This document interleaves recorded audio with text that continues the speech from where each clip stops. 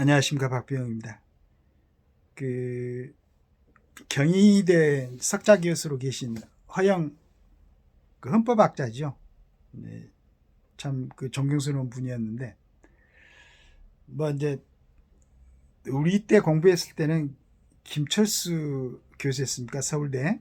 네, 그분의 이제 뭐 책을 갖다가 이제 기본서로 많이 선택을 하고 공부를 했던 기억이 난 것 같은데, 그 이후로는 허영 이분의 게 아주 기본서라서 인정을 받았다고 얘기는 들었습니다. 이것도 우리 이제 다음 세대 얘기였겠죠. 지금 하여간 뭐 여러 가지 모양이 나오는데, 이건 뭐 정치하는 사람들은 재미가 있는지 모르겠어요.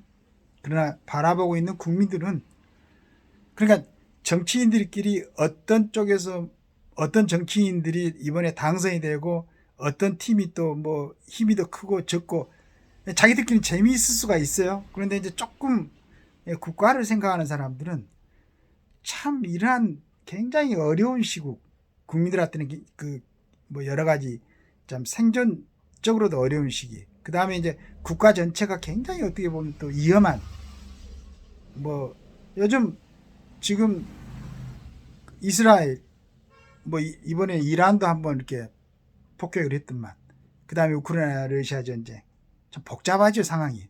또 중공이 언제든지 또 대만을 갖다가 좀 침략하려고 기회를 보는 것 같고, 뭐 그런 와중에 뭐 그걸 이제 미국이 그쪽에다 신경 썼을 때 좀 빈틈을 노리고 있는 또 우리 어린 친구도 있고. 그런데 이런 상황에서도 우리나라에 가장 영향력을 많이 끼치는, 더구나 그 수가 뭐 한 300명이 되니까 굉장한 집단이죠. 이런 국회의원들께서 어떤 시각을 가지고 지금 정치를 하고 있는가, 또는 이제 거기에 리더격인 여당 같은 대통령, 야당은 이제 뭐 당대표겠죠. 근데 한번 가만히 생각해 보시기 바랍니다. 지금 이제 헌법 개정 얘기가 나오는데 또 더 성질 급한 사람은 있어요. 3년이 너무 길다, 못 기다리겠다, 뭐 하야시켜야 되겠다, 탄핵해야 되겠다, 그 다음에 뭐 4년 중임제로 헌법을 개헌해야 되겠다, 여러 얘기가 나오죠. 저는 기본적으로 4년 중임제로 개헌하는 건 찬성을 합니다. 그런데 이제 그러한 의사 자체가 굉장히 좀 뭐랄까 자기 위주로, 또 자기 욕심을 부려가지고 자기들의 어떤 입장을 해소하기 위해서 이제 그렇게 개헌을 요구하면 그건 좀 곤란하죠. 근데 우리나라 대통령제가 정상적으로 왔다가 이제 뭐 장기 집권을 갖다가 막는다고 5년 단임제로 했었는데, 87년대 헌법 개정하면 이제 그건 4년 중임으로 바꿔야 되지 않을까. 허영 교수도 그 얘기를 하시는 것 같아요. 4년을 하고 그 다음에 국민이 그 대통령에 대해서 한번 책임을 물을 수 있는, 다시 재선을 할 수 있는, 대통령으로서는 자기가 4년 동안 했던 걸 결과를 갖다가 너무 작기 때문에 맺을 수 없기 때문에 다시 4년이 허용된다면은 뭐 국가를 위해서 조금 이렇게 펼쳤던 정책을 마무리할 수 있는 기간이 될 거고, 국민들한테는 그 대통령 심판할 수 있는 기회가 될 거고, 굉장히 좋은 제도였는데 하여간 이제 이렇게 이제 흘러왔습니다. 그런데 그걸 갖다가 정상적인 절차, 많은 토의와 국민들의 어떤 지지를 받아가지고 하면 좋은데, 그렇지 않게 되면은 좀 아쉬움이 있겠죠. 그러나 저는 어떤 행태로든지 4년 중임제로 개헌을 해야 된다고 생각합니다. 이건 뭐 정치하는 사람들이 유불리를 떠나가지고 국민들에게 그런 다시 한번 4년 대통령에 대해서 평가할 수 있는 그런 기회를 가질 수 있게, 그 다음에 이제 그걸로 그래야만이 좀 정치가 안정이 되지 않을까 하는 느낌도 갖고 있습니다. 여러 가지로 뭐 대통령에 대해 가장 기본적인 4년 중임제를 하고 있는 미국 대통령제를 봐서라도 여러 가지 그런 게 선택하는 게 맞다.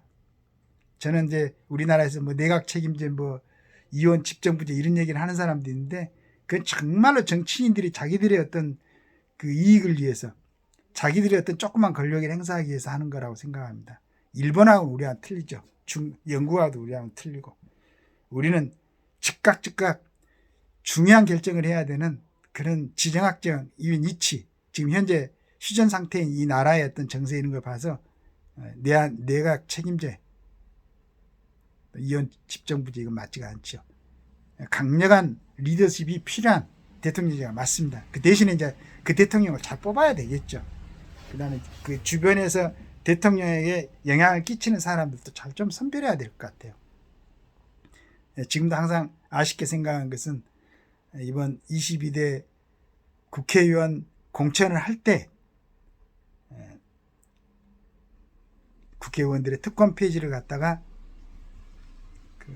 공약을 하고 각 당에서 그 약속을 받고 공천을 하는, 그렇게 했으면 좋았을 거라고 생각했는데 역시 이번에도 뭐 그대로 흘러갔고 22대 국회 내에서도 절대 그것을 지금 당선된 사람들은 양보하지 않을 것이다 라는 생각을 합니다. 그런데 그게 너무 특권이 많다 보니까 그런 과정에서 국민들이 보기에 정말로 마음에 들지 않는 그런 모습들을 보이는 겁니다. 국회의원들한테 그런 특권이 없으면은 그렇게 주변에 욕을 먹고 참 그런 행위를 하면서 꼭 그 자리까지 가려고 하진 않겠죠. 그 다음에 저는 국회의원들이 지급하고 있는 연금 제도도 반드시 그것도 다시 생각해 봐야 된다 생각하고 있습니다.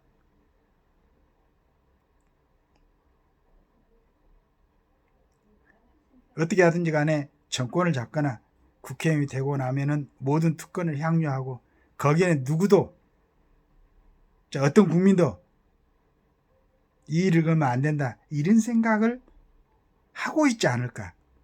물론 이제 참 멋있는 정치인들도 가끔씩 보긴 합니다. 보긴 하는데 그래서 저는 정상적인 절차를 거쳐가지고 헌법 개정에 대해서 논의를 하는 건 괜찮다고 생각합니다. 그 대신에 그런 게 그 대통령이 국정 운영을 하는데 내지는 그 뭐 정부에서 행정을 하는데 또는 사법기관, 검찰 이런 조직에서 정상적인 자기 역할을 하는데 방해되면 안 되죠. 하는 여러 가지 사항을 고려해 가지고 이제 조금 그 대표로 국회의원이 되신 분들이 좀 이성을 또 지성적으로 정말로 좀 고민하고 좋은 입법들을 하고 지금 제가 이제 얘기하는 헌법도 대통령 중임제로 이렇게 좀 바꿨으면 좋겠어요. 바꿨으면 좋겠고, 그리고 더 바란다면은 국민들이 조금 믿고 신뢰할 만한 자정 방안을 국회의원들 스스로 좀 입법화 시켜가지고 했으면 좋겠습니다. 모든 그 생활에서 국민들의 모범이 될 수 있는 그런 선한 국회의원들, 그런 능력 있는 국회의원들, 그런 헌신하는 국회의원들, 이런 모습들을 보면서 우리가 항상 감사하게 생각하고 국민으로서 자부심을 갖는, 또 우리 그 후대들에게 이런 사람들을 본받으라고 얘기할 수 있는 그런 멋있는 정치인들이 많이 좀 나왔으면 좋겠습니다. 감사합니다. 박병입니다.